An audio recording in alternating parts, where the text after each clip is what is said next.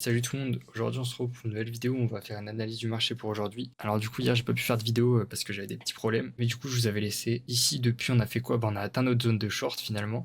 J'avais dit sur mon Telegram et mon Discord, dans l'analyse que j'ai faite en remplacement de la vidéo, d'ailleurs n'hésitez pas à les rejoindre si vous voulez les analyses les jours où je fais pas de vidéo, pour vous expliquer à quoi on peut s'attendre. Et du coup j'avais dit soit on maintenait l'OB daily qui était ici et ça allait, soit on faisait une prise de liquidité, on se cassait la gueule, ou soit on faisait une prise de liquidité et on inversait la tendance. Le plus logique c'était de prendre la liquidité au-dessus, pour ensuite continuer la tendance baissière, c'est ce qu'on a fait, on a pris la majorité des liquidités. Certes on a fait un equal high, on en a laissé un petit peu au-dessus, en tout cas on a pris une bonne partie avant de marquer un petit shosh ici qui sera plus visible en H1 et du coup voilà on a marqué un shosh après une prise de liquidité dans la zone OT, on n'a pas eu de clôture en dehors en plus, donc finalement la tendance baissière est toujours valide et l'objectif reste d'aller chercher toutes ces liquidités. Il y a toujours le scénario du W bottom que j'avais dit. On a aussi un scénario d'aller chercher bien plus bas là où j'avais tracé ce dessin là. Maintenant pour ce qui est des zones de short, on en a une ici dans cet order block, une ici dans cet order block là et on a la zone OTE qui d'ailleurs doit être un petit peu plus bas parce qu'on a un petit peu descendu depuis là. En tout cas elle est là. On peut très bien faire une remontée en ABC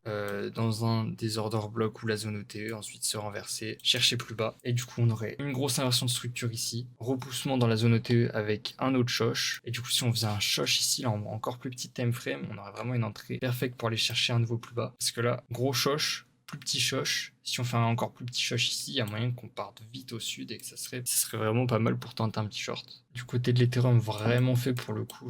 Si on compare par rapport au Bitcoin, le Bitcoin il est allé chercher ici sur son pump, alors que l'Ethereum il est même pas allé chercher la zone ETE, donc vraiment il est vraiment faible. Et les alts en général ils sont vraiment faibles, c'est vraiment triste. On continue de creuser toujours plus bas. On a fait une prise de ce lot, on n'a pas l'air de faire un gros rebond depuis, et puis si le Bitcoin continue à chuter, on risque d'aller chercher plus bas sur l'Ethereum. Alors jusqu'où faudrait pas perdre les 1680, sinon ça serait vraiment compliqué. Donc maintenant à voir ce qu'on fait.